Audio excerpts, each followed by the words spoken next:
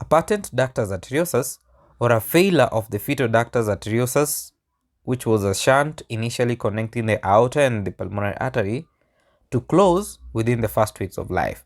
So there is a failure of this fetal ductus arteriosus to close during the first weeks of life. A characteristic machinery like murmur is present during auscultation, and we have a wide pulse pressure and a bounding pulses present in these patients. The signs and symptoms of a decreased cardiac output are present, and in management of patent ductus arteriosus, Indomethacin, which is a prostaglandin inhibitor, may be used to close the patent ductus in premature infants and those infants who have a patent ductus arteriosus.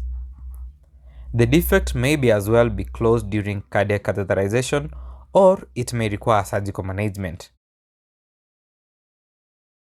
When we need to keep the PDA open, for example in cases of a ductal-dependent cardiac defect, we can use prostaglandin E.